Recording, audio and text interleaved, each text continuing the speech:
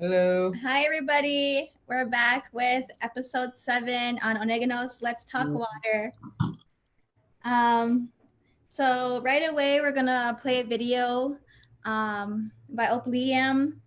The video is called Indian Boy Blues. The artist is an activist, and he'll be on a guest on the show shortly. So we're gonna run the video.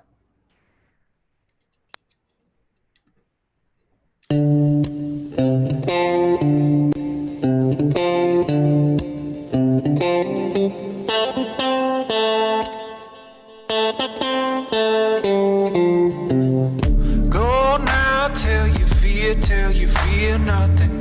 Can't stop till they take something. Go on day by day walking. Feel like I was born just to be nothing. Different world, different scene, different day coming. Never do what you say till I stay walking. Stepping the vibe right, steadily getting my mind right. Shifting with side eyes, never let you into my life. Don't mind me, I'ma keep walking. Maybe goddamn, maybe goddamn, maybe goddamn Indian blues. Maybe goddamn Indian boy blues. Maybe goddamn, maybe goddamn, maybe goddamn Indian blues. Maybe goddamn Indian boy blues.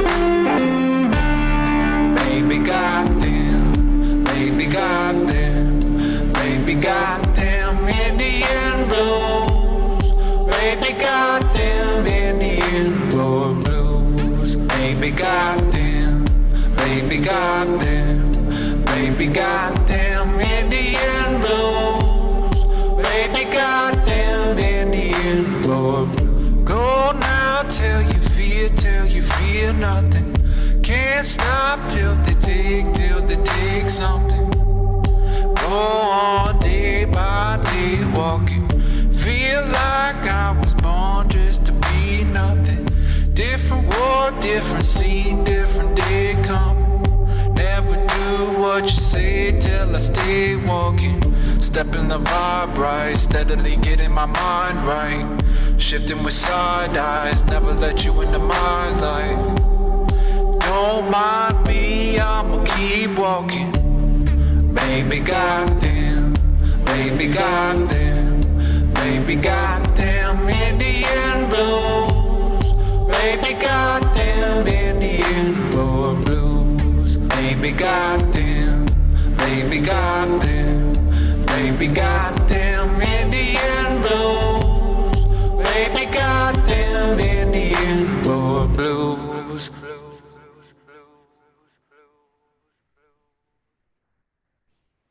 Great video. I hope he talks about what he means in the video in a little bit. But for our new viewers, or if we have any new viewers, and for people who are just tuning into this show, if they don't know me and Dexter, I'm the host. Dexter's the co-host. I'll introduce myself. Sego Makashnigat, Skinegahagani Gohanjoda, Wakatahuni. Six Nations, Nita Wageno. I'm 23 years old. I go to McMaster University. I am a youth coordinator for the Ohneganos Water Project. That's a water project here in Six Nations. So we have a whole team working on Six Nations water, making sensors, working with schools. It's a huge project, working with birthing centers. We're doing this. And one of our one of our teammates, I think, is also going to be on for a Science Minute. His name's Ravi, and he's super brilliant in his field. He's one of the top people in his field. I think we're gonna go through his bio, and but just know that he's super smart. And you want to introduce yourself too? Yeah, okay, geez. Did the whole show without me, I guess. Namaskano so gwegi. Tanadako ni agyaji. De wase gaye ni wago siagi. O tahioni ni wage seite. Gayon gwanka ni wago wenjo de. Ahyak ni ho wenjo de ni wageno. Gaye oha de tegit de. What's up, everybody? Dex here again. What's up? 24 years old, Mohawk. Mohawk. thinking about Makasa. He wishes. Oh. Cayuga Wolf. I live here on 4th Line. I'm from Six Nations. My mom is, but I grew up in Cattaraugus. I used to work at Guestlist as a cultural interpreter because I lived that way, you know, as what people nowadays call a traditional person. But to me, it's just being myself, and that's just what we used to do, and that's what we are. So I'd say Ongwahowe. And I've been at Guestlist for 4 years. I started out as a laborer in the greenhouse, and slowly picked up my knowledge there at working with all the plants and indigenous plants and planting and learning how to propagate and how to maintain invasive species and stuff like that, and then learning about our ecosystem and biochemistry and stuff like that. And then I became the cultural interpreter there once they started the cultural section of Guyana State. But that was a long-standing idea from like way back in like the 90s. They had that idea. Isn't that crazy that we say the 90s are like way long time ago now? Jeez. I was born then. But anyways. He's just old. Yeah, I am. But I still got many more lifetimes to live, so on with the show. Okay, so on this show, we're gonna have Opliam will be talking about music as a medium for activism, and we're also on this episode, we're gonna be talking about youth activism,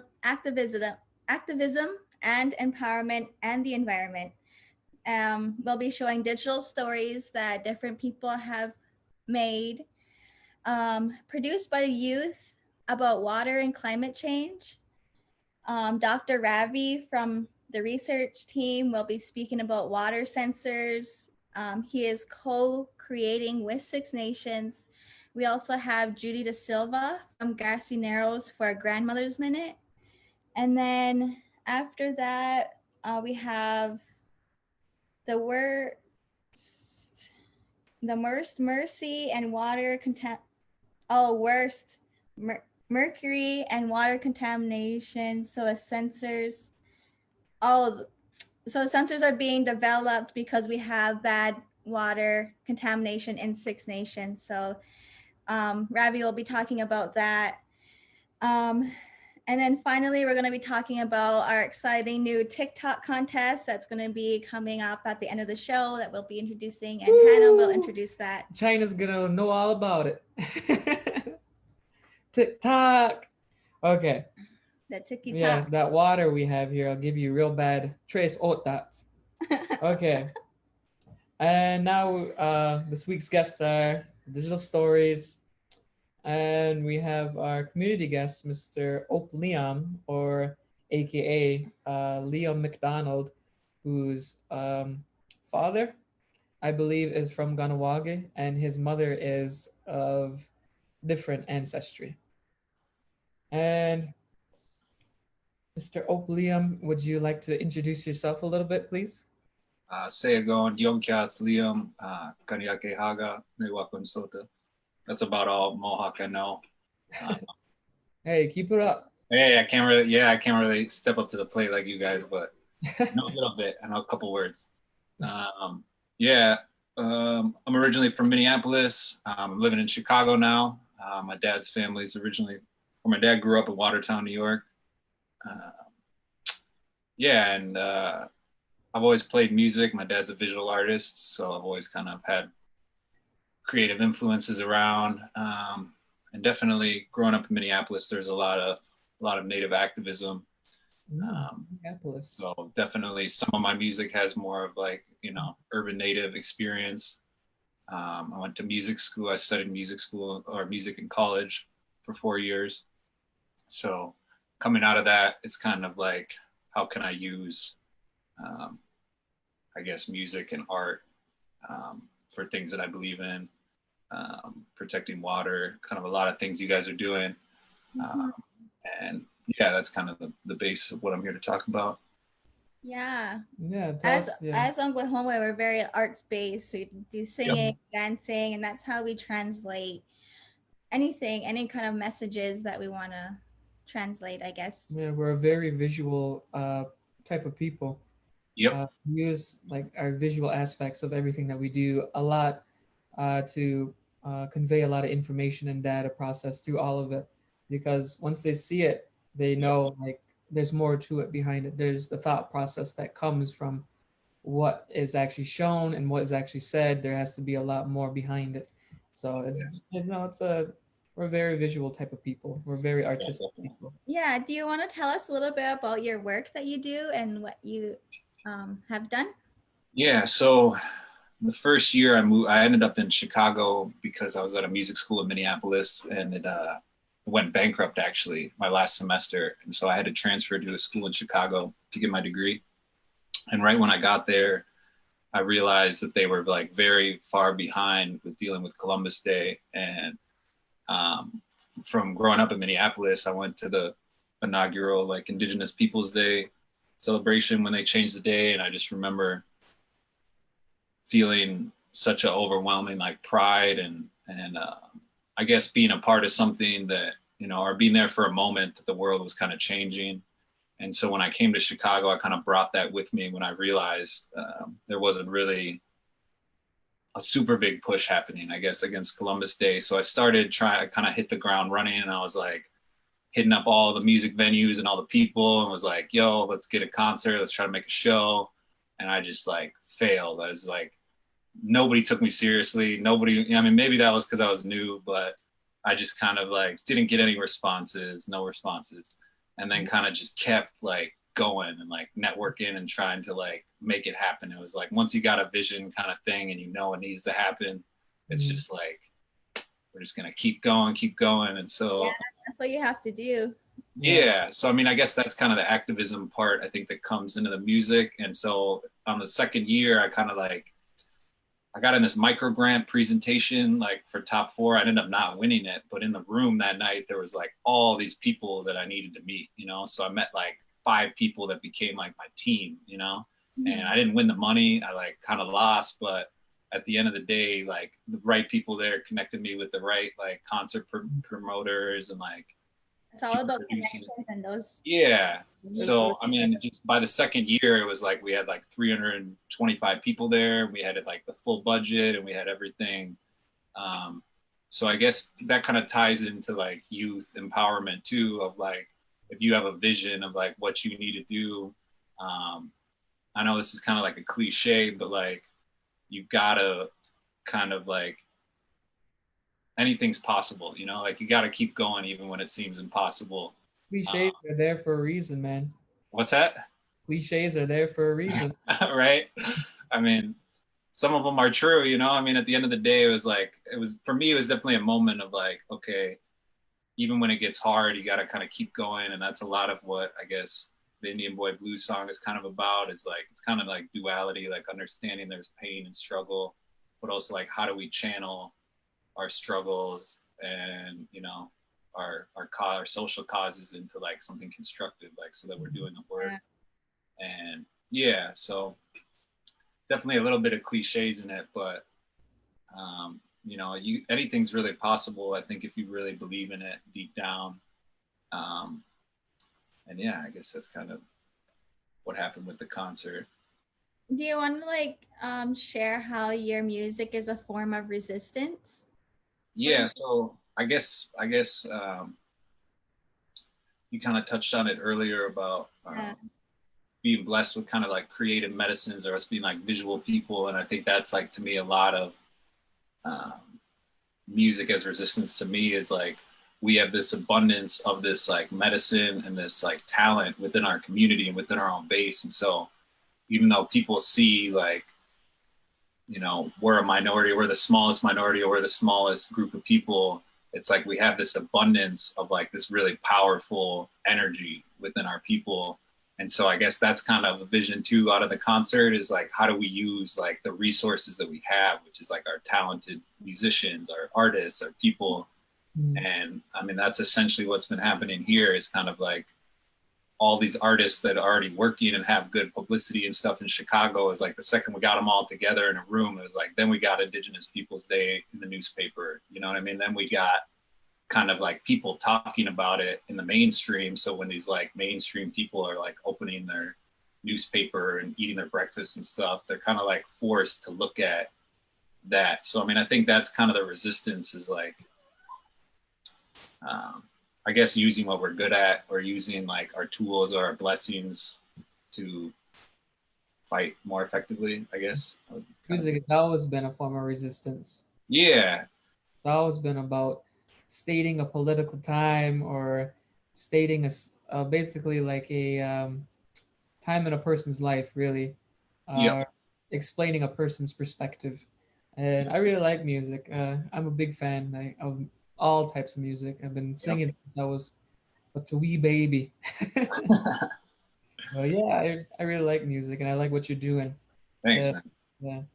And like, is there any ways for youth to get involved?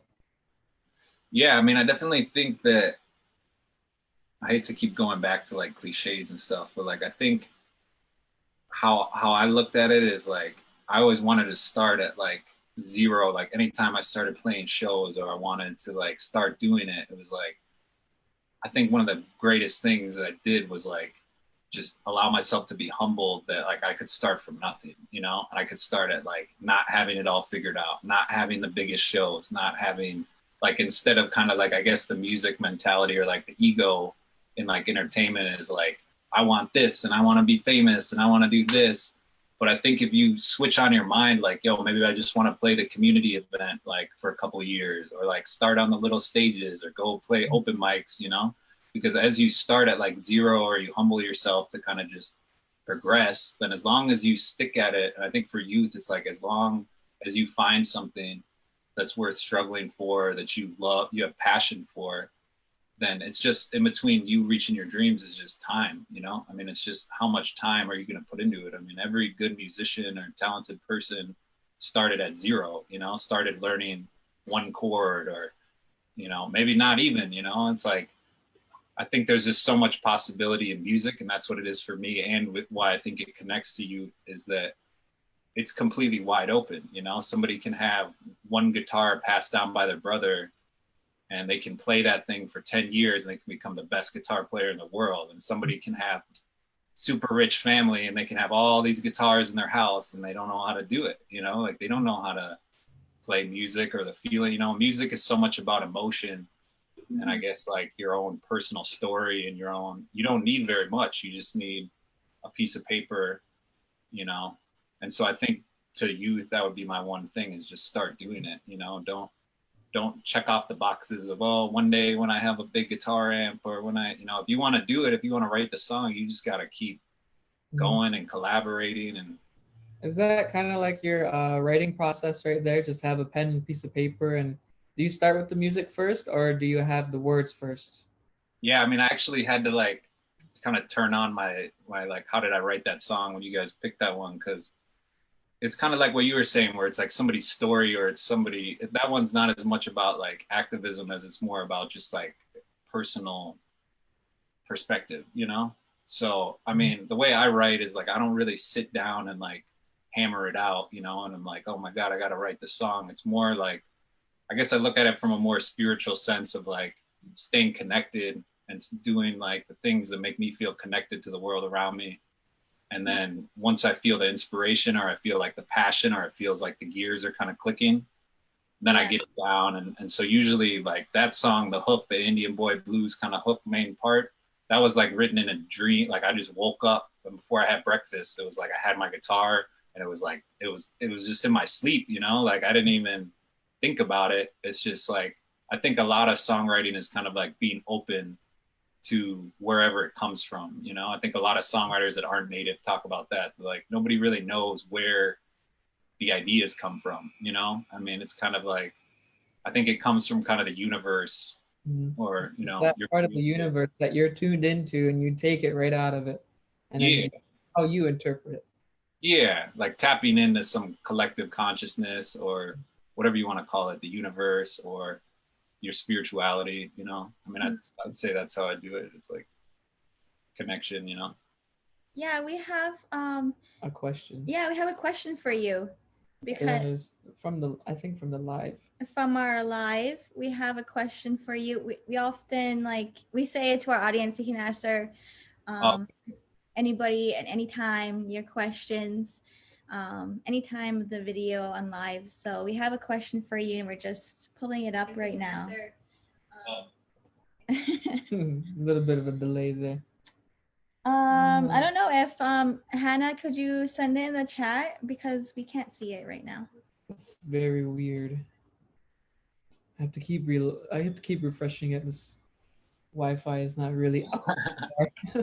Yeah, we have two computers going on. So if anybody wants to send us the question. I have another question for you.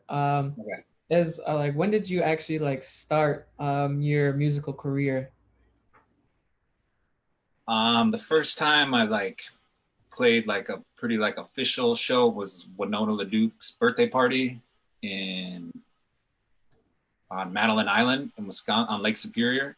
And there was like some bigger Native artists there. I think I was like 18 or 19, so I'm 26 now. So maybe I'd say maybe that's the official start. But I've been playing music, like, you know, my brother played guitars and stuff, and played piano. Yeah, that's good.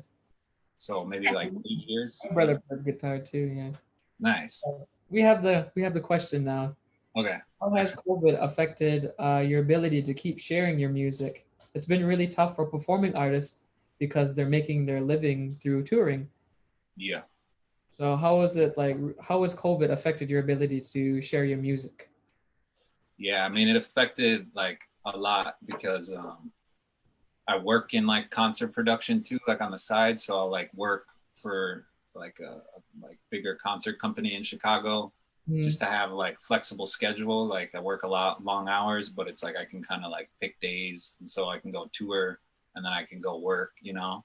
And so that took out not only my job, but it also took out like my touring and my shows. So I mean, it's definitely been like a crazy experience to get through. And recently I've started to get some shows that are outside, and now that people have kind of figured it out. But yeah, I had 2 tours. I had a spring tour and a summer tour canceled. And then, you know, I got furloughed from my job. I'm not permanently laid off, but yeah, it's been tough. Yeah, I heard like a lot of people, you know, like started getting traction, you know, this is the year, and then boom, you know, like it all gets shut down. Yeah. Yeah. But do you have any like messages for our fellow youth? Yeah, I would say just like failure is okay. Like I feel like the real trick to like anything, even outside of music, just whatever you're doing or you decide you want to go down, it's like, don't be afraid to fail. You know, that Indian Boy Blues song was kind of the first song I had that people actually, you know, connected to and like got some traction, or I guess caught people, you know, it caught them, it gave them some kind of feeling. But I put out a lot of songs before that, and I learned a lot through the process that got me there, you know. And I think if I would have stopped, or if I would have said, oh, nobody likes my music, or poor me, or, you know, different failures I had along the way, if I would have let that stop me, you know, then you don't get to a place where you figure it out, or you get to, you know, a little bit more, I don't know, the place where you want to be. And so it's like, I think learning something from your failure is all you can get from failure, you know. If you fail at something, keep trying. It's like you're developing your craft, basically. Yeah.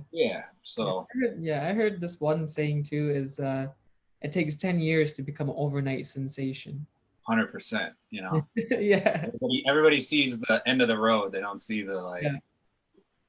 They see the highlight reel. Yeah. Is there any place that people can buy your music? Yeah, you can go on like any streaming services. So just if you put in Opliam, you can buy it on Bandcamp. You can buy it on Bandcamp. all across the internet. You can go to my website too. I got T-shirts and stuff. If you want to help out, I could ship it anywhere. That would help out a lot too. There's a web store on there that has like sweatshirts and What's your website called? It's just opliammusic.com. Opliammusic.com. Okay. Music to the end. Viewers, that's where you go. All right. Thank you so much. Thank you so much. I appreciate you guys having me on here. You're doing great work. Yeah. Thank you. Thank you. Thanks for being on. Thanks for being on, Liam. Thank you. Nyawe. Yeah. Many nyawes. Okay. The next is we're gonna have our digital stories. Yes. Our digital stories are up next. And Makasha, what is a digital story? Okay, so a digital story is a story that comes from you, however you want to share it. So you can make videos in different ways, and people make videos every single day on Snapchat, on Instagram, YouTube, TikTok, TikTok, even here on Zoom as well. Yeah, on Zoom. And so a digital story is just anybody just telling their story, and it can be in a form of just music. It can be in a form of just art, and like video imagery, and like you can get what in a form of art, I guess, is more of how I could explain it. And then because you got a message, you want to say it, the easiest way to do it is to actually show it. Yes. And however you want to show it.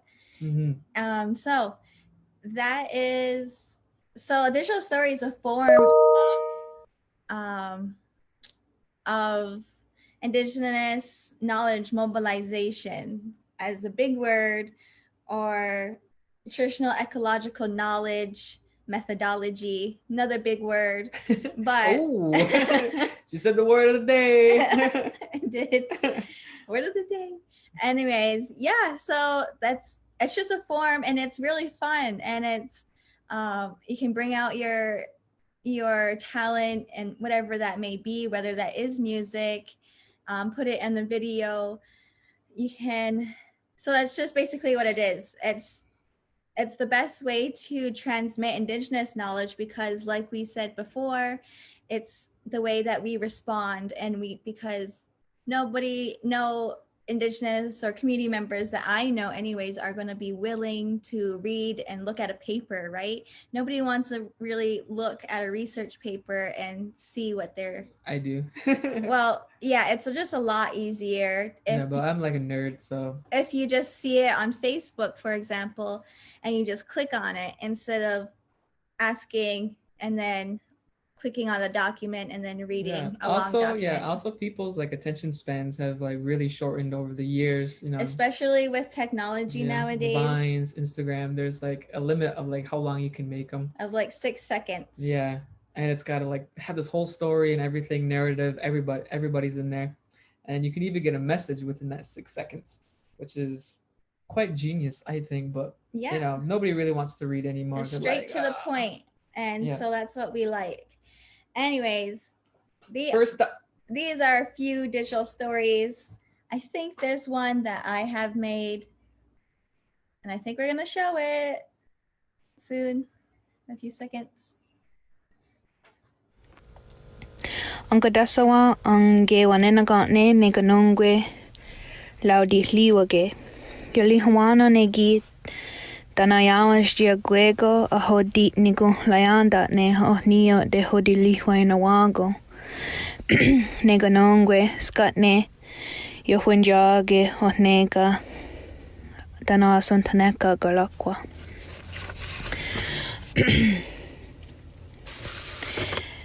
Ne yunki ni staha ohunjage nyat de yoliwage giwahi wasagolihon dunyo ne sangwaya diso.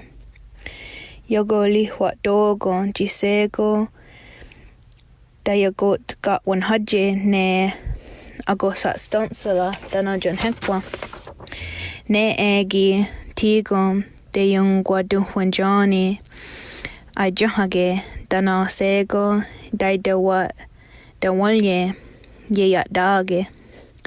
Sego giwahi agwego naho donso yung kia de genhas yodo ni haje yelong gwe nage.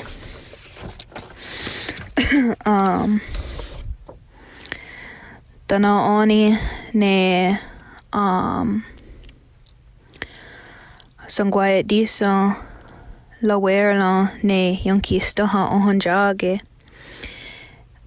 aunda ya got one hajjage ne John Hekwa lawerlo ne yonki ni stoha ohwanja aunda yonk gawe gundia da gwen nios ne yetina donkwa ne asun ni kanda dika agua ne onasteo sa hede dano ono uzola yo senonya gi wahe jisego dayonat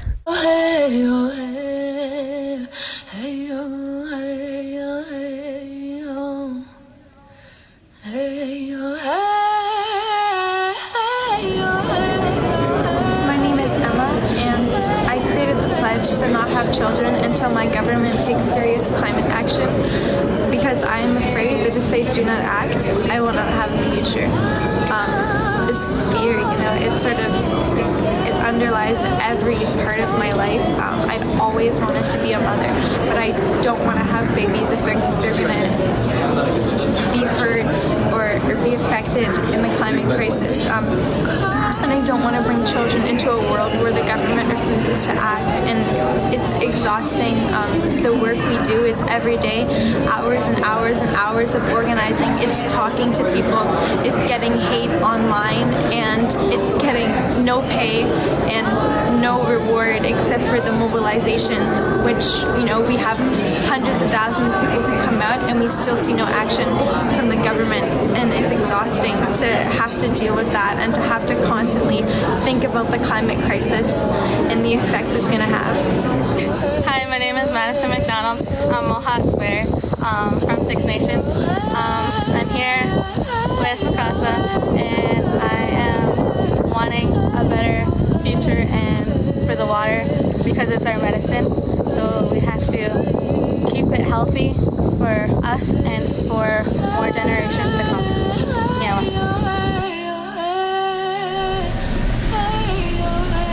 More than 30% of the Arctic's habitats have been destroyed, and sea levels will rise and more methane gas will be released into the air every year.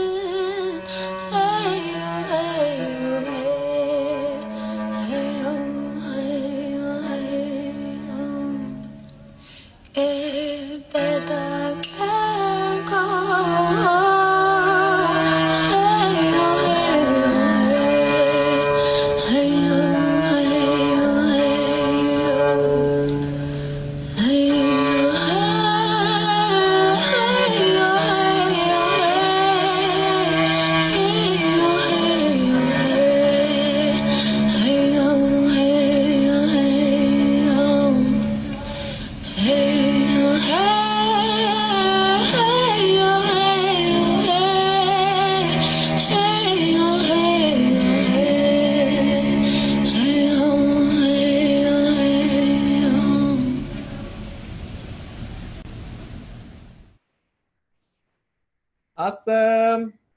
Oh, we did have one other question, but If Opliam is still here, are you still here? Just answer a question real quick, and if not, we can move on. if not, then it's all right too. Yep, we can. All right. All right. On. Anyways, so I made that video because I wanted to, because I just came back from the United Nations climate change summit that Greta was at, and I just did the opening for the United Nations that day, not that day, but I just got back from there.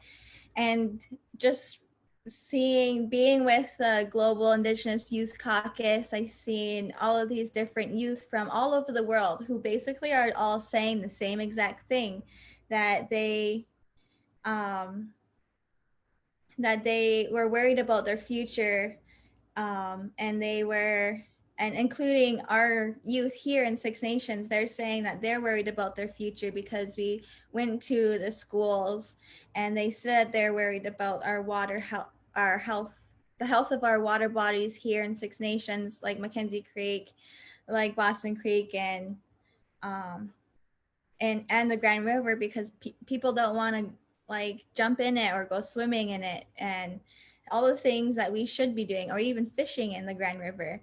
People don't want to do that because it's unhealthy right now. And the reality is that youth are really scared for their future. As you could see, that they're scared, and they didn't want to produce any children in this new world that we're coming into that is not looking very hopeful. So I wanted to start out the video with our Thanksgiving address, which kind of sets your mind to a place of giving thanks. And that's what all of our elders really tell us to do. And that's the giving thanks, or the Thanksgiving address, the Hando Galiwadekwa, is what we're supposed to do every single day, to give thanks for everything that you see outside, from the bugs, from the dirt, from the blade of grasses, crickets, and all the way up. And that's like the plants, the medicines, the people. And just like look outside, and everything that you see outside, from like the winds, and the moon and the sun, and Sungwai Diso, the creator. So we just like is supposed to give thanks, and that's what sets your mind up. Sets your mind for the day, I guess, and then eventually like your life, that you're giving thanks. And studies have backed that up and shown scientifically that if you're more thankful, then you're a happier person, and you're just a happier person, and it rewires your brain to give thanks and be happy for that day. So, and if there's any traditional people watching, you will know that's the same way we sing Ostowa Gowa. Is we start on the ground and we go all the way up till we're in the heavens dancing with our ancestors, because that's what they say, is that when we have our ceremonies, they're having their ceremonies at the same exact time. So it just connects us. And that's another thing about music, is it is a bridge to here to there, basically. It's the closest we can come to being in Gonghyuke while we're still alive. For all the people, all the musicians and all the traditional people out there. That's what I've been taught anyways. That's just what I heard anyway. Yeah, so that's what mainly that video is about, like what we're supposed to be doing right now. And that's like just living our traditional way of life, basically, like hunting, putting in a garden, practicing our traditional ceremonies or languages, and being healthy and kind to one another in our relationships, no matter what those relationships are.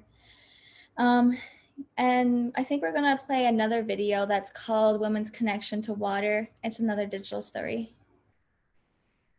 With wine tap. Yeah, these two girls right here are from they're from Six Nations. Six Nations Gowanio. At the Gowanio school, yeah. Ohneganos, Ohneganos. Oh, and then that one. I'm so good. And that all means we give thanks to all the different levels of the water. It means we give thanks to the levels of water, the streams, the lakes, and the big oceans.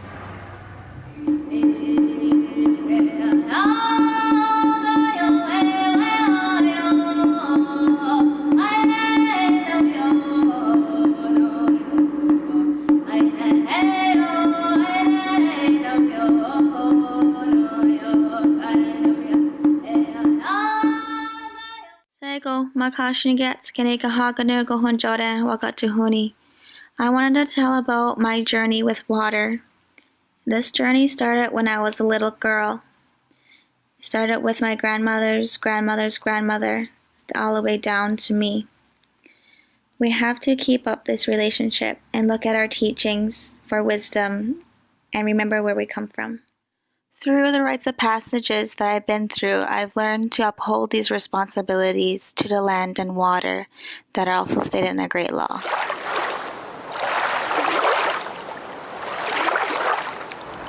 Okay, you're asking me how important water is to the plants or the people. Well, I've had an experience with that. When I was never afraid of work. When a week ago I had a bushel and a half of tomatoes to do and a bushel of cucumbers. And Monday morning I collapsed, I banged my head. To be dehydrated is a terrible feeling. You need that water in your system. When you perspire and you're working, you need water, but you also need the salt in your system.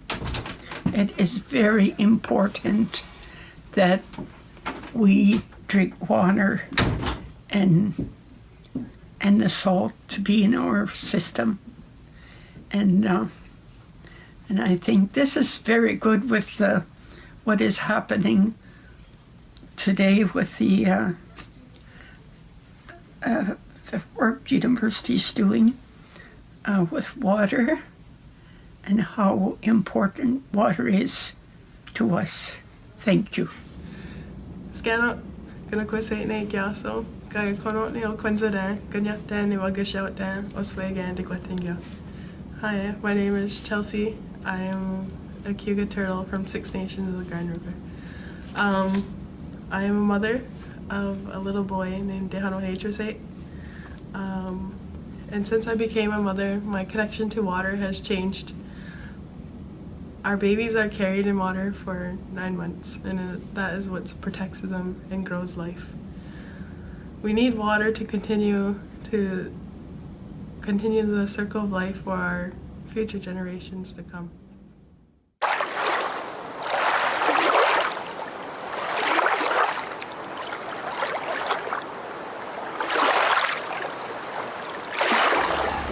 Like to feel angry at the government or anything because our people don't have this, and that's the thing is like it's just reality living on reserve is that you grow up being treated unfairly. It's not really something you, I don't know, like you really think twice about. It's just the way it is. Like, and in my family, like my in-laws, they live without running water. Like a lot of us it's just kind of the norm on reserve. And I know I was talking to Dawn before, and then I know she said that it's like, said it to me, like I talked about it in like a positive way, but she says, you know, but it's not right. And I'm like, yeah, it's not right, but it's kind of like you have to tell yourself every day that, well, this is just the way it is. Otherwise you will feel angry a lot. You know, really bitter towards, I guess, the government or anybody who treats our people differently. Impact and know that this is happening. Even though you don't see it every day, it's happening right underneath us, and we need to stand against it because it's wrong. Even under United Nations, it's illegal to take water out of our aquifer because it takes 10,000 years to replenish that water. So it's a non-renewable source of water that we will never get back. And I want our future generations to never have to worry about whether they're going to have water or not. They shouldn't worry about their environment. We need to protect our environment and our water that we cannot see, which is our aquifer underneath. We have to fight as hard as our grandparents and our ancestors did to protect our existence, so our future generations and our circle of life can continue in our ceremonies of what makes us who we are as Ongohoe people.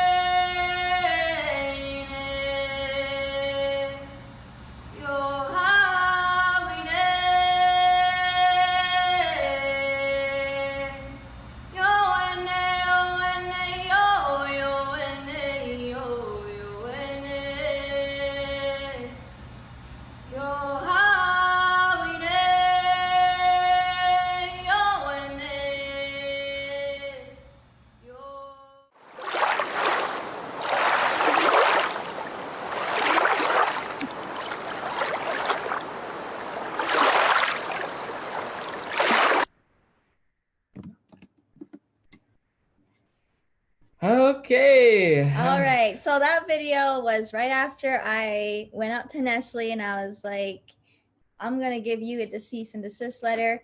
And so the next summer we gave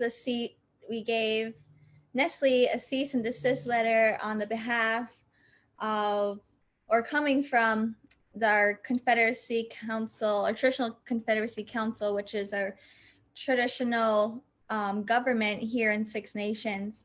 And I walked up to the Nestle people and they're all in their SUVs and everything looking scary on their property.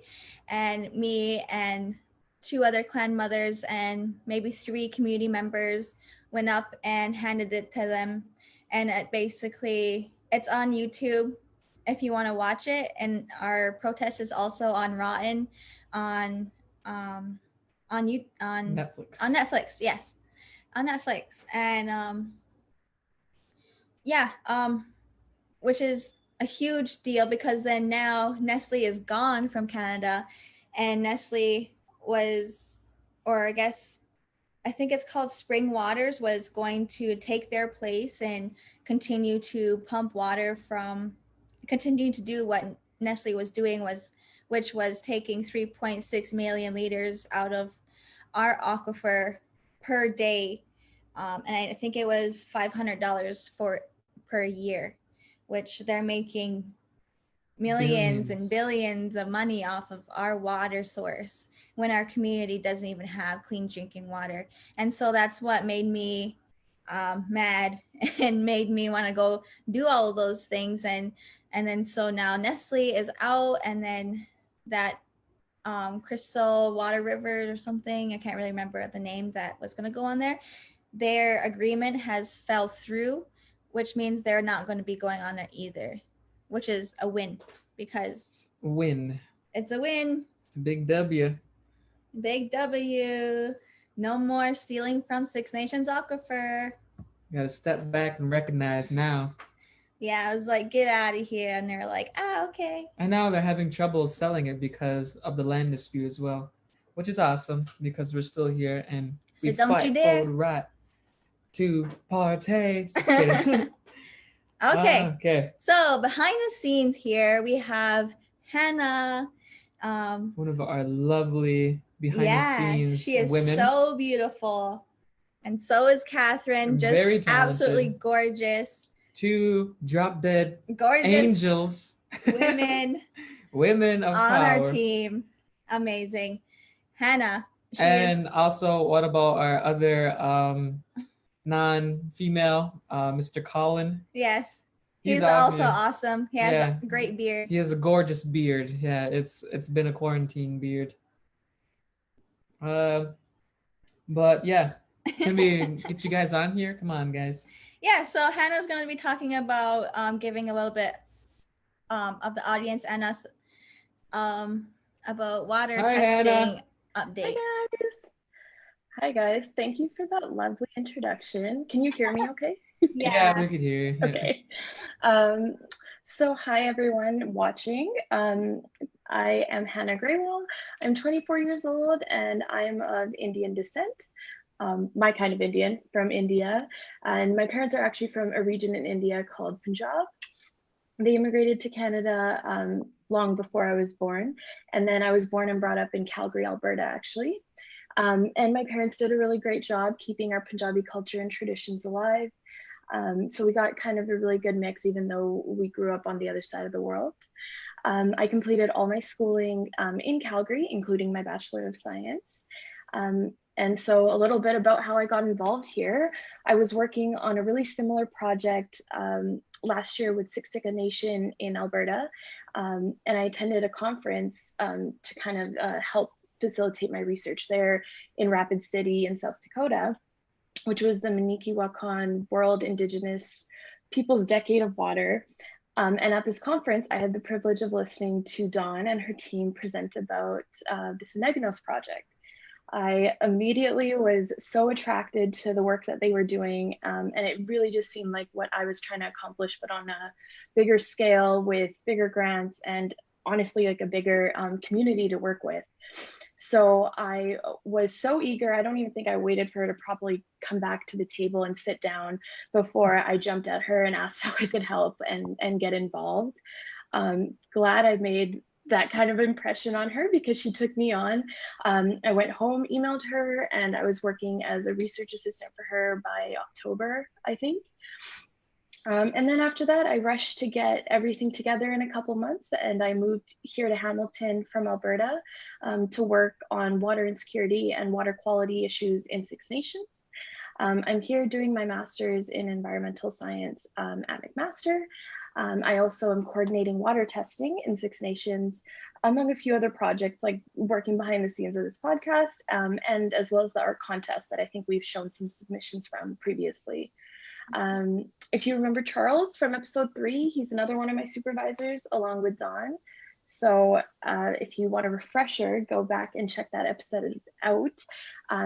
But I will be giving an update on what our plan is now that COVID's kind of, we have a better plan in place for how we want to carry it out.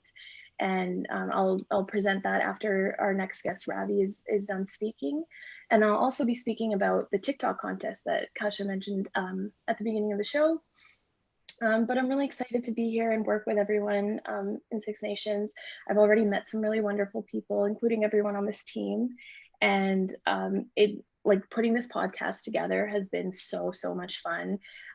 We go through, I mean, people don't really see the background of all this, but we sit through and we come up with every question, every piece of art we put up, every music video we put up. So we really appreciate everyone who helps put this together. And thank you guys for having me on camera today. I had to get ready and out of my sweats, how I normally am in the background, but thank you guys. You look great for being in hibernation for what has it been like 6 months now? 6 months, yeah. That is insane. Well, we also have someone else that couldn't be here, but she is just as equally as important and as equally as beautiful as Hannah here. Her name is Catherine, Catherine Chen, but she couldn't be here today.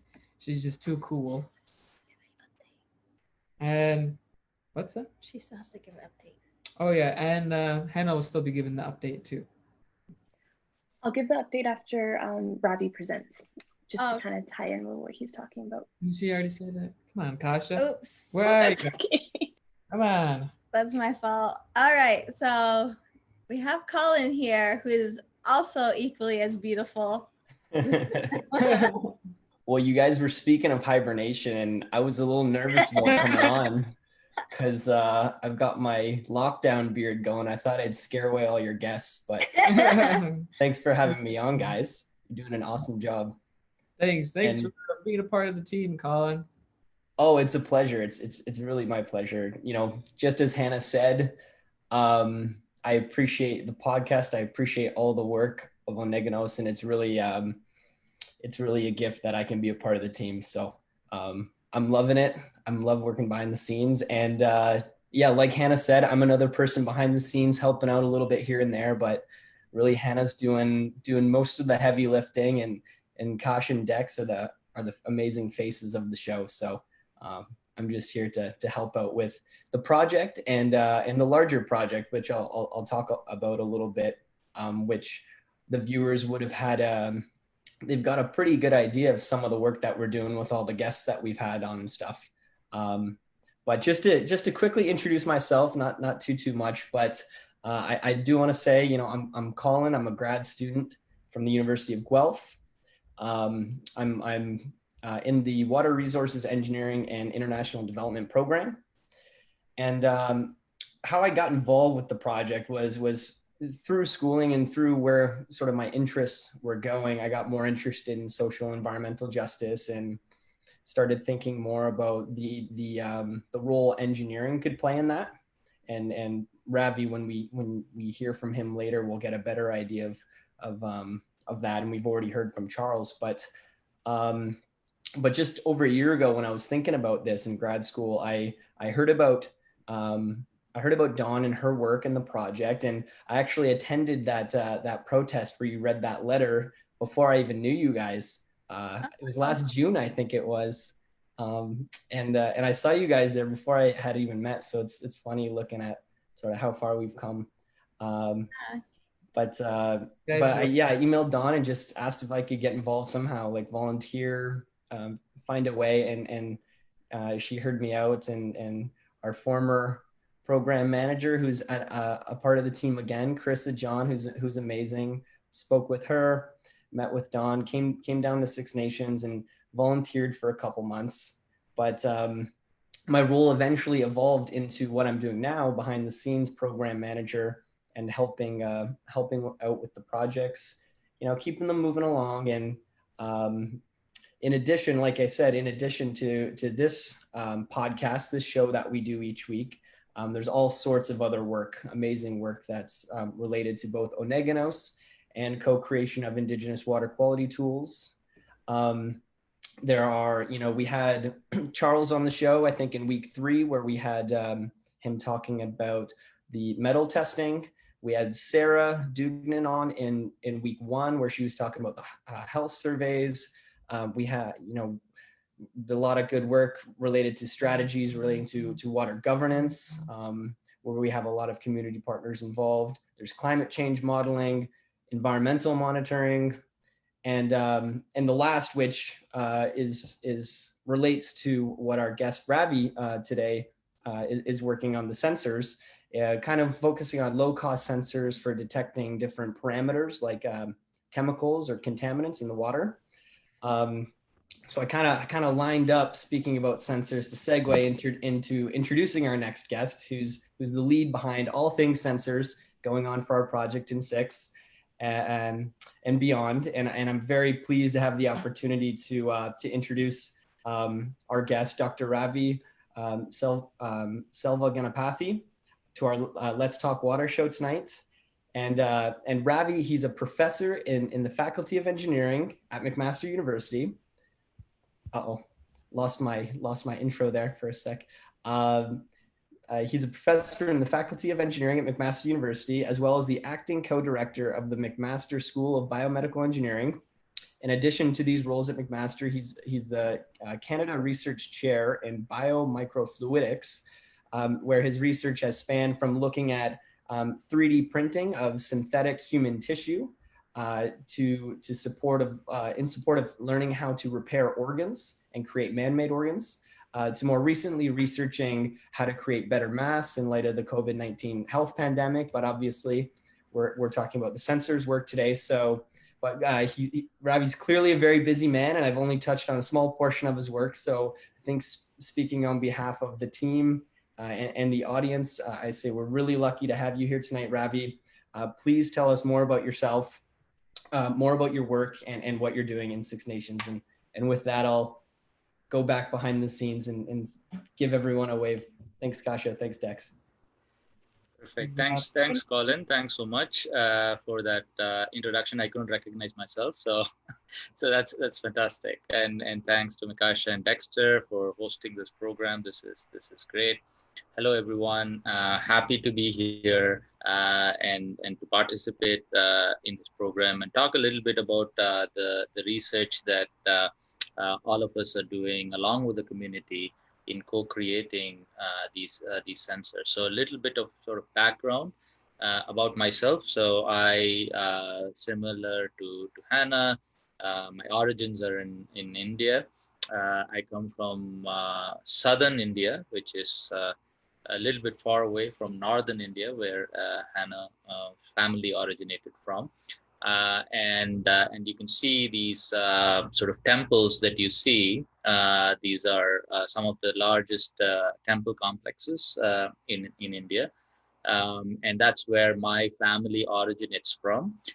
It's not exactly this particular place, but rather a village close to this place that my dad originates from. So if you see the river over there, so our ancestral home is close to the river that sort of winds through that place. And that has been the river, and the water has historically been sort of part of the culture that goes back to about 3,000 years or so. So in that sense, there is a connection that we have, very similar to First Nations and water. And what I can see from a cultural perspective is a lot of similarity between sort of practices and stories in First Nations with the practices and stories that we see in Indian culture as well. So water is quite important.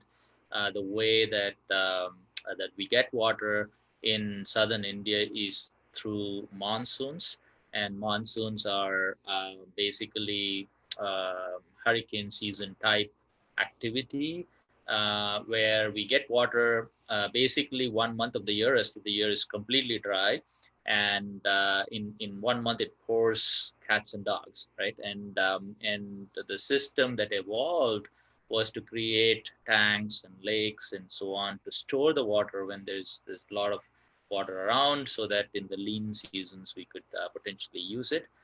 But again, very similar to First Nations, water was considered sacred, and there was a lot of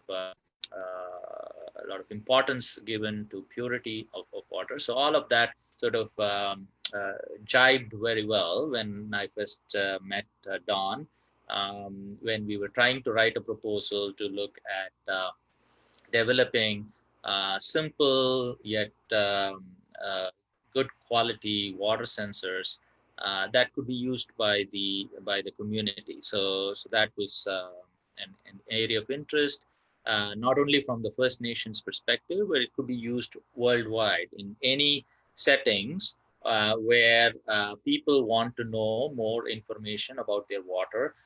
Then these kinds of sensing tool will provide information for people to know basically more about their environment themselves. So we then started applying to this organization called Global Water Futures, which was funded by the Government of Canada to look at water in general.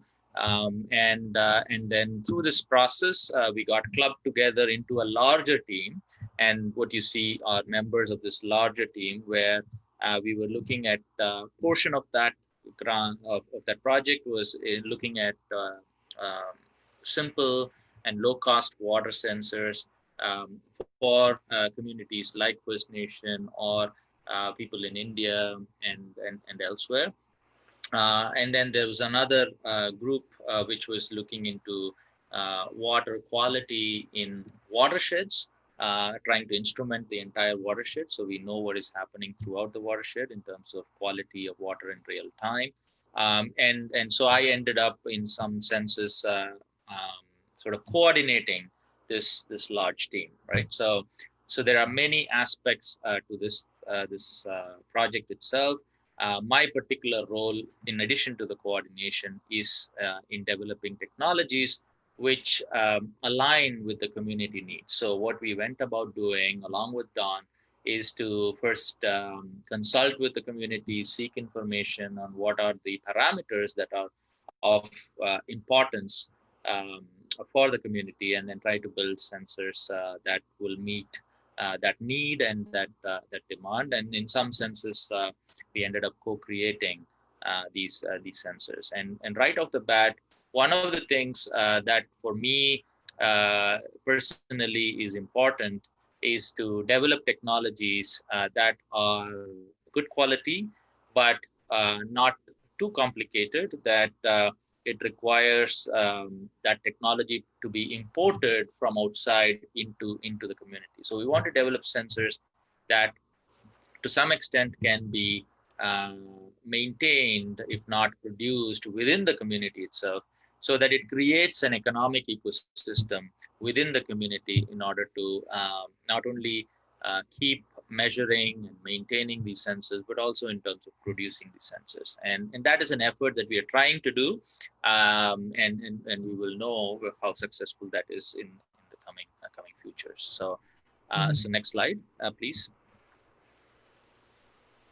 So as part of this effort, we have two specific goals. One is to create low-cost sensing systems. So over the past 10 to 20 years or so, computers and electronics have become increasingly low cost, that you can now buy a computer, such as what you see on the bottom left corner, which is essentially similar to high-powered computer that you can have in the 1990s or so, but you can get this for maybe $10 or $15 a piece, right? So that's been sort of the trend in electronics, that what used to be very, very powerful and something that went on a rocket, for example, is now available in all our cell phones and so on, and it could be available at low cost. So exploiting this low cost but high quality computing resources that are available, what we wanted to develop was sensing systems that can then sense things in the environment and then wirelessly report it. And this can be then put on a website that the community could access. And the idea being that then the community knows what is happening in their environment, in the water bodies that they are concerned about, and then could potentially benefit from something like this. The other idea is also to combine this knowledge that we are getting from the sensor with the traditional knowledge, and to present both of that in the same sort of interface that the user is going to use. And one of my colleagues is working in that regard. Yeah. I'm going to use Cayuga and Mohawk language, right?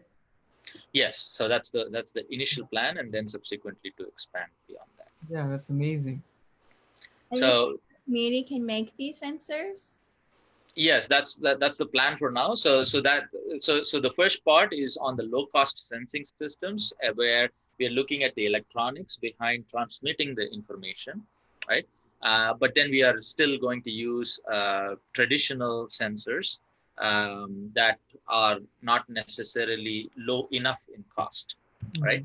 The second part, as we've identified, is to take these traditional sensors and to come up with new technologies that could make them even lower in cost, maybe 10 times lower in cost, and also facilitate their fabrication or construction of these sensors by the community itself, right?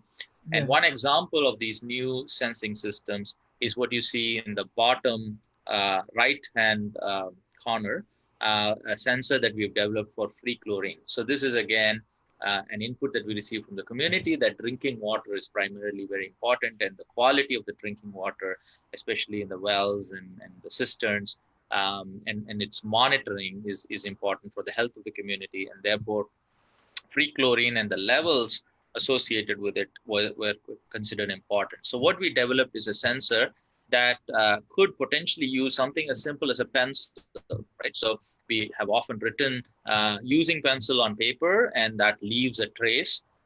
Pencil lead is a good source of a material called graphite, or a thin film form of what is called graphene. And we make these sensors out of basically pencil lead written onto a substrate, and that is capable of sensing free chlorine in drinking water, which is useful to identify whether there is enough free chlorine to kill the bacteria that may be present in the water itself. Another technology that we're looking at is these aptamers. These are DNA molecules that actually bind to metal atoms that may be present in water. And therefore, when they bind, they light up. And so it is very similar to fireflies lighting up. And so suddenly we can see something in the dark. That means that the firefly is around. In a similar way, if you see a glow in the water with these aptamers present in it, you will be able to identify that that particular metal ion, such as say mercury or arsenic or lead, is present in the water itself. And so what we are trying to do is to integrate these designs, these new designs of sensors, which are low cost, into something that can be potentially used in the community, and then combined with these sensing and transmission systems of signals in order to make low cost sensing systems. Next slide, please.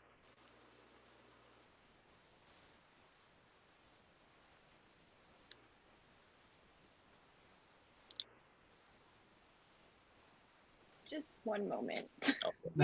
Yeah. But we do have a question here. The question is, what will be done with the evidence of the sensors? Meaning, will you know the source of the contamination? So that is again for the community to decide. So these sensors are meant to be sensors that the community can take and deploy wherever they want to be deployed, right? So it's typically the water bodies that are important for consumption of water, or sacred areas, for example. These are where the community would want to monitor. And then if you keep monitoring upstream from that, based on that information, you would be able to trace the source of something that is contaminating, right? And that is the purpose of some of the other groups in the Global Water Futures that are investigating different nutrient levels as well as heavy metal levels along a complete watershed, and that will give them information on where these parameters are changing, and that could give an indication of where the contamination. I think it's being uploaded to the app, and it's being uploaded to which app? It's going to be uploaded to the app, and it's going to be available for community. Basically. On Ohneganos website. That's part of the effort that one of my colleagues in that larger team is undertaking. So far we are sort of in the middle of this effort before COVID-19 sort of completely stopped it. Where we have some of the sensors that have already been field deployed. So what you see in the top left corner is it's an oxygen sensor that has been deployed for about 2 years now in terms of monitoring oxygen in soil. We also have a smart node, a wireless transmission system that has been loaded up, and we did some preliminary testing in Six Nations before the shutdown happened. And what you see in the bottom is something that we are developing. So this is an example of a pill type sensor. It comes in sort of round beads. It's similar to the beads that go into baby diapers, right? And the nice thing with these baby diapers is they absorb a lot of water, but along with water, they also absorb contaminants, heavy metals, for instance. And so what you see is one of those beads that have been added to with a dye that is sensitive, in this case to copper. And what it shows is the different levels of copper that is present in the water that is seen. And so what you see is a very visual demonstration. And then with a cell phone, you can take an image of one of these beads, compare it with other beads of similar color, and then identify what is the concentration of copper. What we want to do is to extend this to harmful elements like lead and arsenic and mercury. And with that, what you can do is you can take sample of water anywhere that you are interested in, put a drop of bead into that, and that will then change color. And then by taking a picture of that bead, you should be able to tell the concentration of that particular contaminant that is present in the water. And then it is up to the community then to identify where they want to go and measure. And our hope is that the community will then go on to measure over a wide area and accumulate this information onto the website so that we now have a geographical information over seasons and over time on how these contamination levels are changing. And this could be a community-driven science in terms of accumulating information that is important for the community. And through that, we know certain facts that may not necessarily be evident before. Right? Yes. So that's sort of the entire purpose of this low-cost method of sensing, is to empower the community in order to make that information available without necessarily somebody outside from the community actually coming and telling what it is. Right? Yeah, that's really good. You know, it makes the community more aware, self-aware, basically, of what they do and then what has already been done. So that's amazing. I really like that idea. And also, you know, like one person's time amplifies, you know, your time basically. Absolutely. Yeah, that's a great system. Yeah, because now it's in the hands of the people basically, right? Yeah. Yeah. Thank you for that. Now it makes me think that I actually know what's We're going actually on. helping ourselves. Yeah. Yeah. Absolutely. So this is what we call as democratizing science, so that everybody can contribute, and through that the effort becomes massive compared to the only things that we can do, right? So yeah. And also I heard that you were doing the what is it, the artificial tissue as well. Yeah, can you just tell me just a little bit about it? I know it's a big subject. Yeah, I'm just a little curious. Yeah. Yeah. So what we are trying to do is in the field of regenerative medicine. So I'm a professor in mechanical engineering, and so in mechanical engineering we build things. So just like with Lego, for example, we take these bricks and assemble these bricks to build bigger and complex structures. What we are trying to do is essentially the same thing. We are trying to build with cells. And so we are trying to assemble different cells in different places in order to build three-dimensional structures that could then function like organs. And the eventual hope in this research is to create tissue-like structures that can then be used to treat people who have weakened organs or organs that are not functioning, and to serve as replacement organs, so that lifespan could be extended, or people can live healthy and high quality life for long. Yeah, so this is not giving an excuse to anybody just to keep going and then run your, kidney or liver right. You're not going to get this new liver and then do the whole same thing over. No, this is something for you to continue, change your life basically, Absolutely. The original one is the best. Nature, you cannot beat nature. That's always the case. Yes. Yeah. We have a question here. Where is the question? Okay, question. How can I order a sensor kit for my community?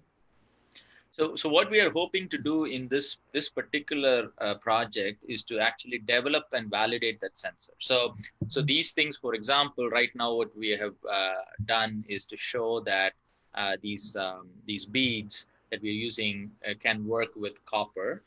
We still have to create these beads for materials or elements that are important for the community, like lead and arsenic and mercury. What we are hoping to do is to follow this up with another translational type of project, where we could then take this technology that has already been developed and train community members in order to synthesize or make these kinds of sensors, and then to develop standard operating procedures that they could then and also in the native languages, so that they could then use these things. So that is a different scope, which is basically knowledge translation in this case, and that will also involve community involvement and input into how this training can happen in a suitable way. And that is what we want to do as a follow-up.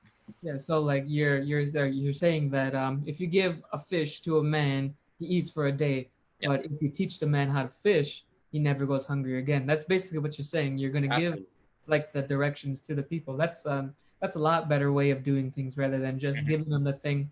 Because if you just give it to them, people don't always follow up with the info, and they kind of get lazy or they forget about it. But if they do it themselves, they take the time to do it, then they're definitely going to be on it. Yeah, absolutely. I really like that. Yeah. And how did you actually start like with the whole engineering? How did you become how do I become an engineer?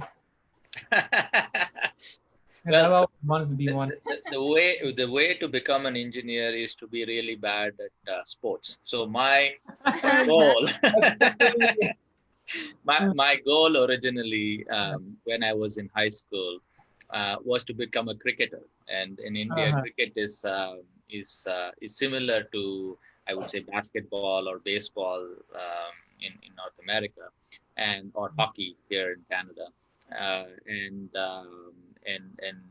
So that was the case. And then I quickly realized that I would not be able to make the cut into my state team. And because of that, I redirected the energies into studying. And so the key thing is not to be good in sports. That's a lot of people I can think of right off the bat. Oh man, it's been great talking to you, Doctor.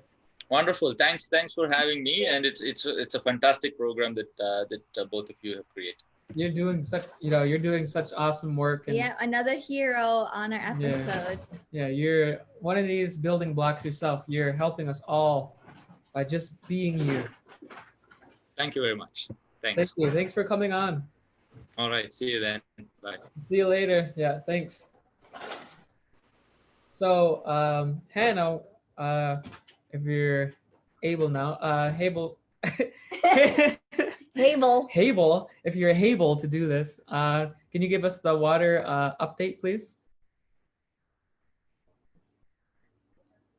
Are you still on here, Hannah? Are you gonna be coming on? There she is. Hey guys. Okay, if I'm looking over here, it's just my monitor. So in terms of water testing, I think Charles spoke a lot more about what the process is and what we're looking for. And just on my behalf, I just wanted to give everyone in Six Nations a bit of an update, anyone who's listening in. So with COVID, we were wanting to be really careful and make sure that we weren't putting anyone at risk.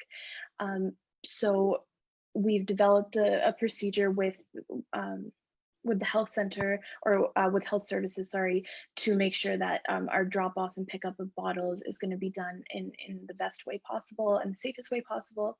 But something that we've had going on even before COVID hit was this Facebook group. And it's a private group, as you can see right here. And what it is linked to our Ohneganos Facebook page. And because it's a group, it's only going to be people from Six Nations in the group who can ask questions about water testing. We're there as admins and we can answer those questions. You can have almost like a forum like type discussion with other members who have had their water tested or who have questions about their results. As well as you can sign up to get your water tested. And we have a link right there that was published back in June, but it's still valid. We check it regularly, and in the next couple weeks, and 2 weeks at least, we're going to start going back to water testing with the help of health services. And we're going to do that through the emergency food program. We're going to have the community educators who work for health services also contact those who are part of that program to solicit them and see if they feel comfortable participating in getting their water tested. But we do want to make that opportunity available to everyone. And that's what this Google form, this little survey that you can fill out, is you can just put in your name, email, some details about you, just so that we can get back in contact with you. Your address is important just because we need to be able to come to your place, but also it helps with us mapping out all the results and seeing where the contamination is coming from, what areas it's higher in or lower in, based on wells, cisterns. So there's a lot of factors that we look at, but on a very basic level, please join the group if you're interested in getting your water tested. And if anything, if you want to just sit back and watch for a little bit, I think we're going to start posting in there again. But we do just want it to be a little community for everyone who's getting their water tested and engage with you all on that platform, and hope that you feel more comfortable given that it's a private group and it'll be locked to members that are part of it. And it's really quick to add your friends as well. So go check it out. I think I'll post it on the actual Ohneganos Facebook page as well. But that's just the name, Six Nations Water Caretakers. And feel free to ask us any questions right there on the page and we'll get back to you. So that's all I had to say. All right, thanks, Hannah. Thank you so much, Hannah, Great for all your yeah. hard work. Hannah is one of the best. She's up there. There's Hannah, Angels, you know. But yeah, thanks so much, Hannah. Like she said, you know, she'll put like the link to that page after we get the sensors going and all the water testing and everything. She will put that link right there. So when you're testing out and you're Or doing, the link is right over there. well, it is right there basically. You know, you're on the link right now, right? Yeah. But you know, right. we're all gonna be doing that. Hopefully you join in. Yeah, make sure you sign up to get your water tested if you're Yeah. from Six Nations. Okay, so what we have up next are two digital stories here, and these stories were created by Indigenous studies students in classes taught by her mom, Dr. Dawn Martin Hill. Every student had to create a story about water or land. Digital stories are a cultural way to transmit knowledge using the language. Common method Indigenous research is used. So the first one up is Cree story based on water teachings.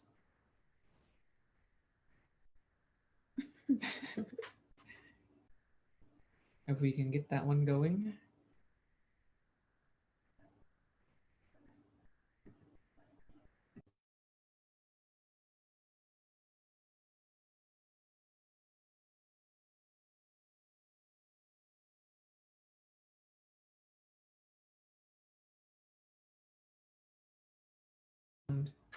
Well, Hannah, we're not having too much sound here. Yeah, there is no sound. Well, Yeah. okay. We'll wait 1 second. Little technical difficulties, you know, every show has these, and we'll just power right through them. Just chugging. Chugging along. As we are on this earth, we are.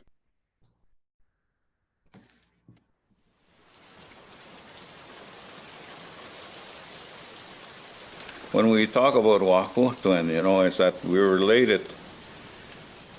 The Creator had created this universe and everything, and that universe relates to us. Wakumga. We don't relate to it, they relate to us. And as we are on this earth, we are related to everything that's in the creation. The trees, everything, the grass, the rock, everything. It's part of the earth, just like we are. The earth provides for us. Today we call her Mother Earth. She provides everything for us.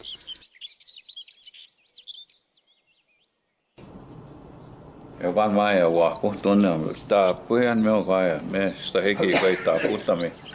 Moi ko ke me ko na me peo no ismo temaga.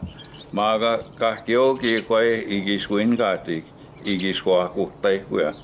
Moi ki ano ka ki wako tina wio e pi wako tai kuya.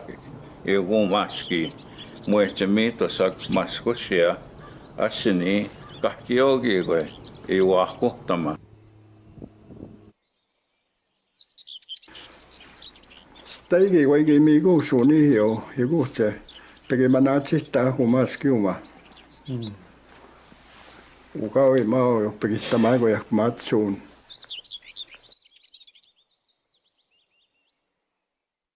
Ako ni yksi näissä napahtin kauka kui saktihin to treisin og isen hieroskam var sagi ton vittaskion ram.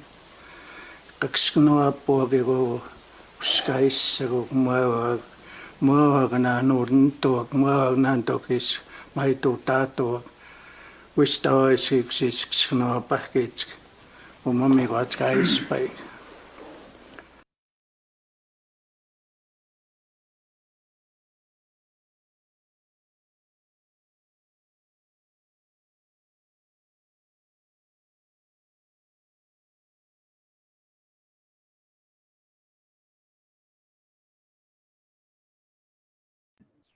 All right, that was by Emily Hearn, who is also Cree, and the Cree are part of the water project as well. Next up is another one about youth, environment, and activism.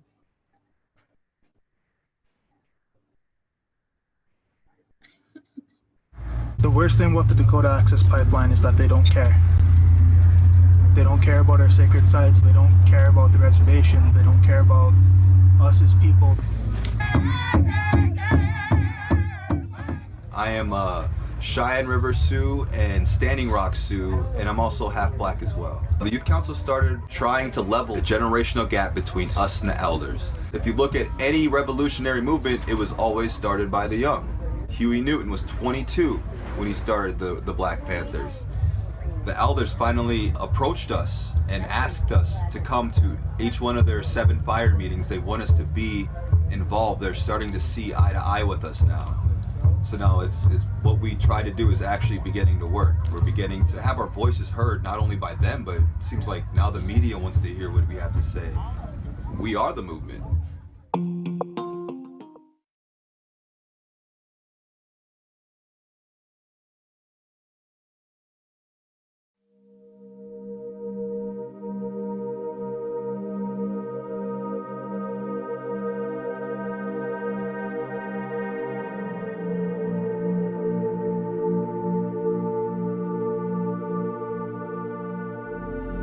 Why did we have to bring the government of Canada to court to get them to treat First Nations children fairly? Little kids.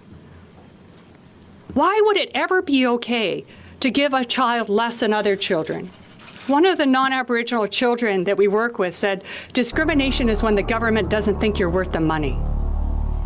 So what would it feel like if you weren't worth the money? Canada has an obligation.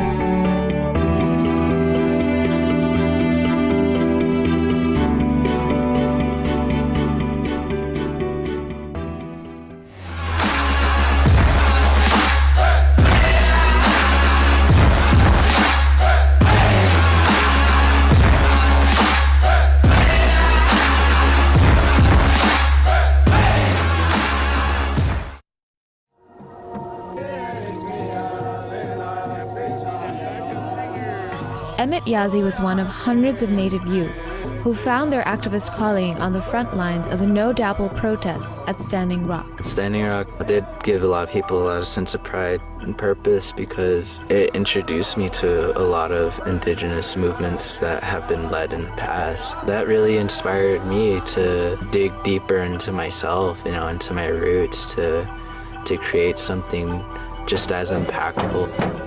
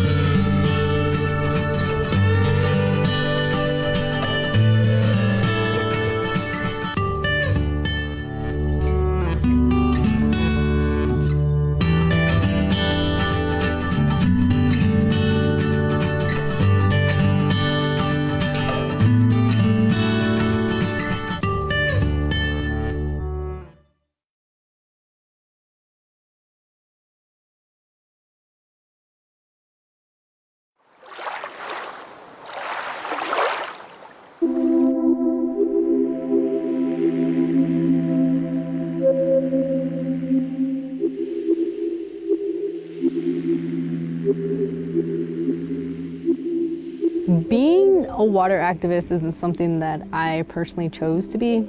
My grandmother would tell me that one day I might be the person to actually bring water to our Native American people. And right now, that's exactly what I'm doing. I have lost both my maternal grandparents to the uranium mining. It affects the youth only because our elderlies are dying. They're the ones with the traditions, the culture, and so we as young people, it doesn't give us that much time to spend with them or to learn the actual old ways.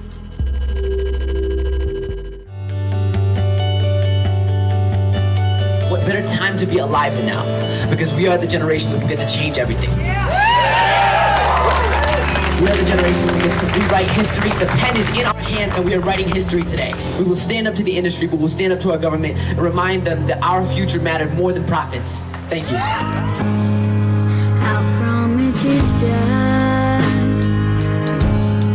still got a million miles to go, making a difference. The only trophy I wanna hold is state of the nation. It's poison from pollution.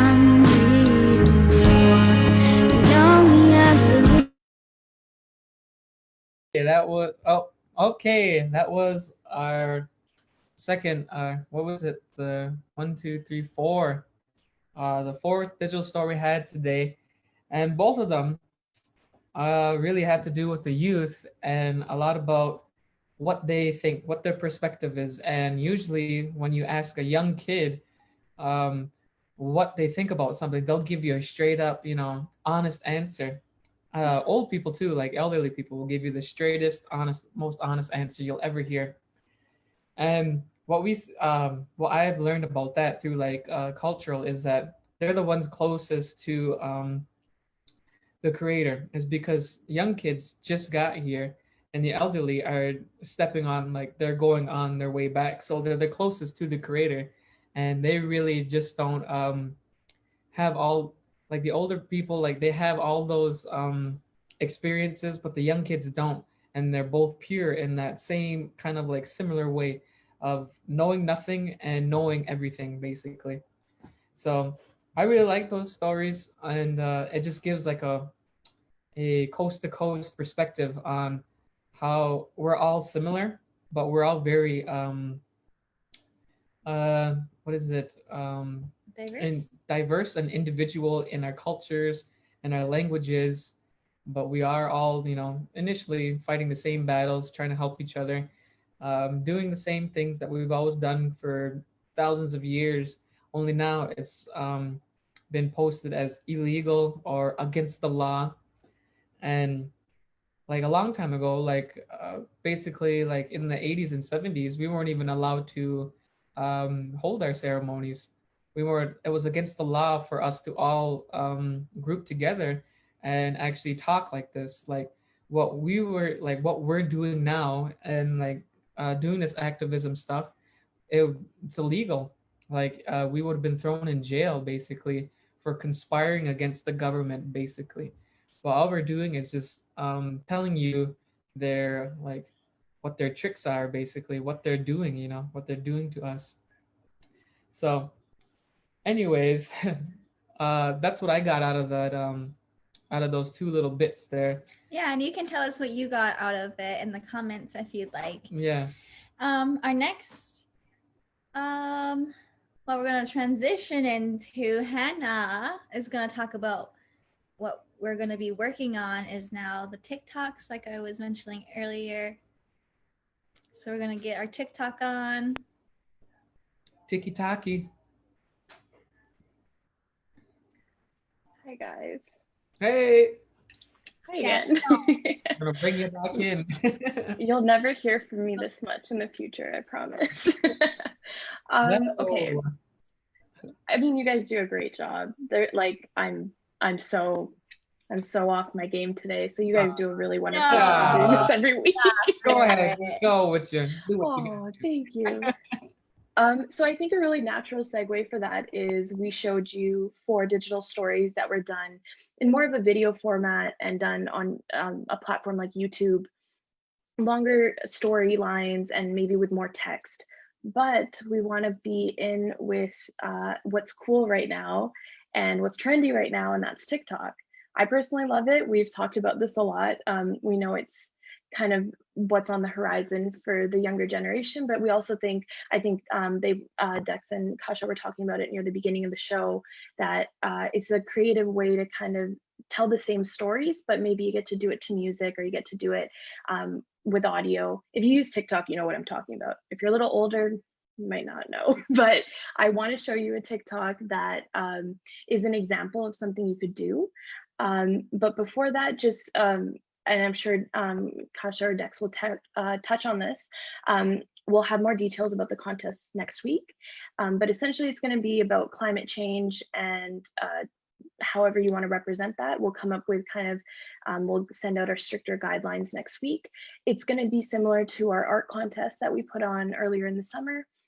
And we just want everyone to kind of like be creative, try your best, and show us different ways that climate change has affected you, or what it means to you. And I think we might focus beyond water this time, potentially, but as always, our project is focused on water.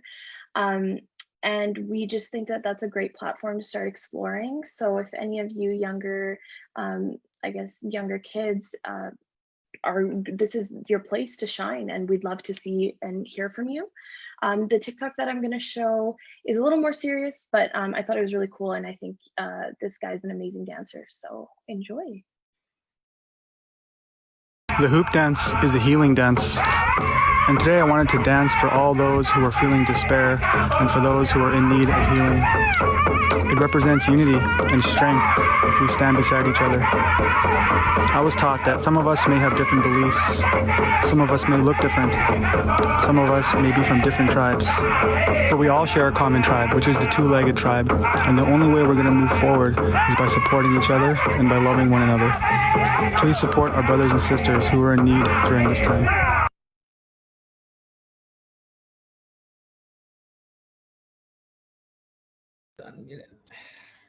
That was just a little taste of what we got. Of what things that are possible and that you can do. The possibilities are endless, really. Basically, on TikTok, they're all the possibilities are in your hands. If you don't whatever know you can do, what we're you do it. talking about, then just maybe download TikTok and watch some videos. Yeah, but right now maybe you could I'm do a like bit. super addicted to TikTok because you just scroll. Yeah. But this guy, he's been off of social media for 2 whole weeks. 2 weeks. Not by Takes 2 choice. weeks. Yeah, kind of a choice, but not really.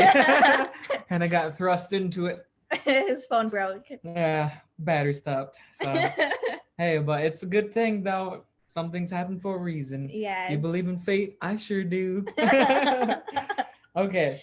Now we're gonna go into our grandmother's minute, which is by Judy De Silva, and she's from Grassy Narrows. Judy De Silva. Silva from Grassy Narrows, and I'm Anishinaabe from Canada.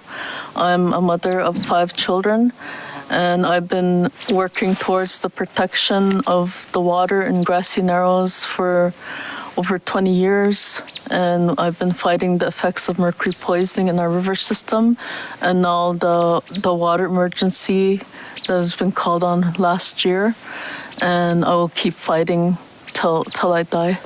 The reason why I wanted you to come here was to know that my people are really resilient, and they're very strong people.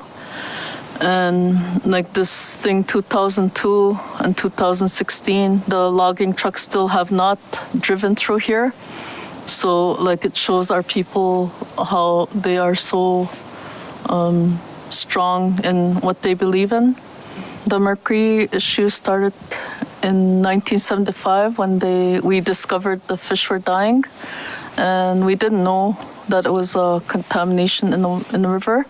Because our people are a river people, they historically they lived from the water, like the water was our highway, and the hunting and fishing was like all connected to the waterways. So when we found out the mercury was in the water, it had a really devastating effect in our community, economically, socially, and all that. So with the mercury poisoning, it had a really very bad impact in all levels of our community. The way I would say it's like a genocide of our people, because a lot of our people have died from the mercury poisoning, and still today they are. So it has had far-reaching effects in that way. And the mercury is still in the water. We did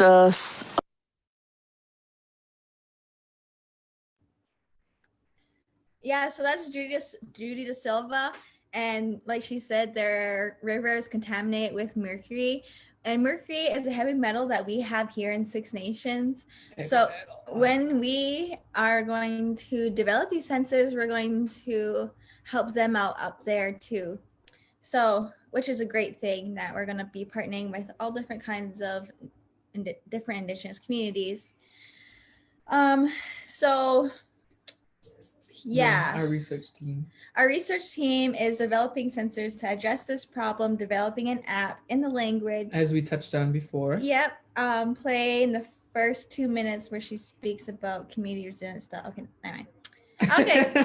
All right. Oh, and also to answer that question that we had in the comments, we have no idea who that was. That was just a brief example that we had borrowed from TikTok. As you guys know, there's a lot of different types of people from all over the world that utilize the TikTok. We got it from Notorious Cree. He's famous on TikTok. He has so many followers. I have no idea who these people are. He's verified, so just look him up. Notorious Cree. Yeah. Like notorious, but and give him a follow. Yeah, give him a follow. Go like his videos, comment on them, and all that. Yeah. So with that, we're going to. So this is our last live episode, and for a while until September 24th. Until September 24th, we'll have new guests. Yeah. New stuff, and we're for the weeks coming, we're going to do highlights, and we're going to do contests as well, like the TikTok contest. Yeah.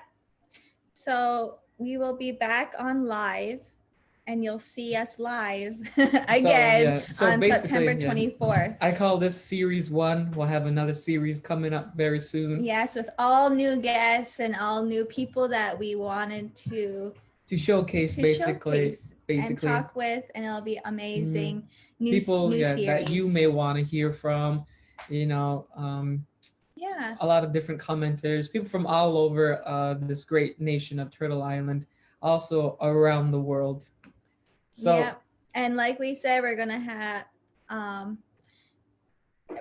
highlights that are played. So all of the great, amazing parts that if you didn't get to watch all of our videos, they're going to be compiled into videos and shown in the weeks coming.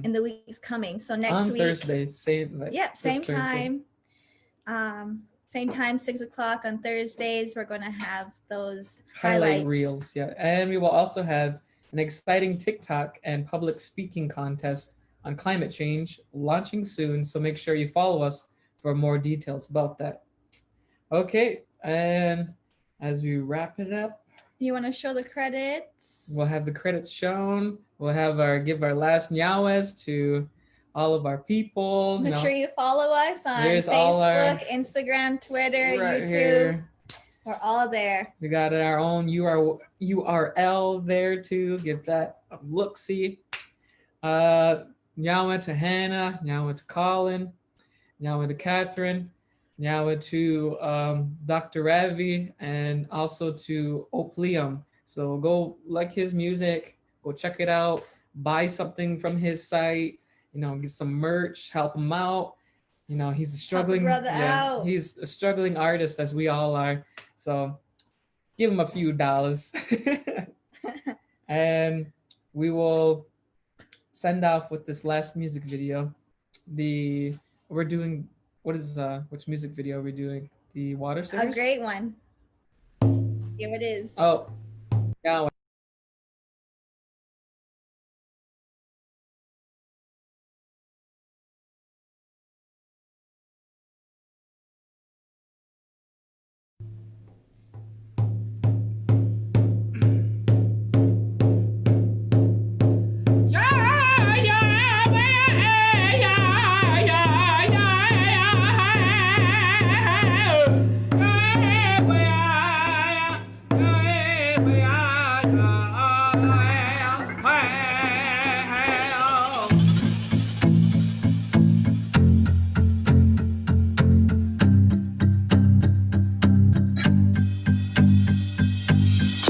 Keep the ways that we've always had. It still lives inside. This is a place where we love the land. Let's work to show our pride. Keep us safe, keep us free, like it used to be. Don't wanna be tied down. We find love where we're from and beat against the drums. It's a beautiful sound. From the ground up, we'll find the path home. Feel pulled by the sun, wish I can go. We learn from the past, now we can grow. We're promised a chance to plant show. Go big, go far, there are no limits. I wanna see change, so my soul lives it. They cut down the trees while we blow kisses. Defend their home while they dismiss us.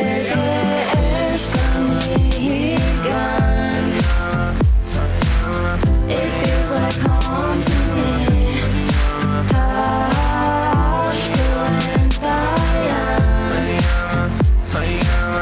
It feels like home to me. Sometimes it's hard to find the words to say home to me. Don't be afraid when you're falling in fast.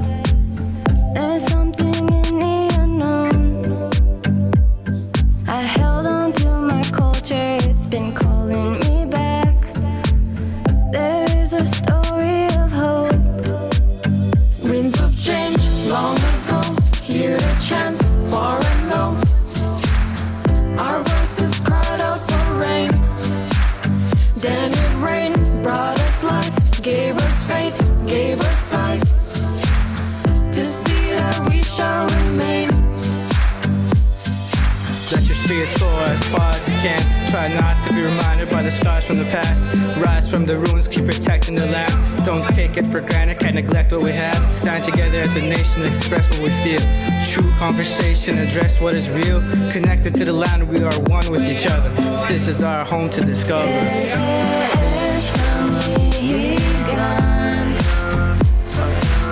It feels like home to me.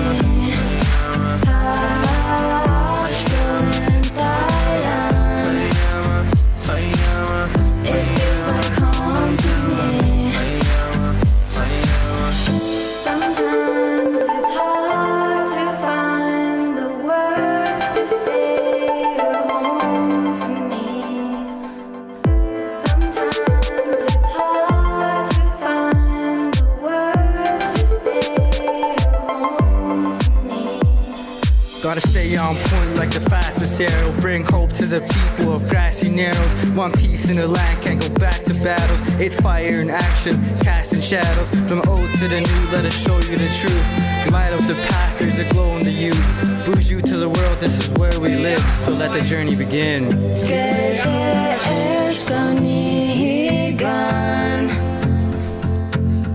It feels like home to me. Tashko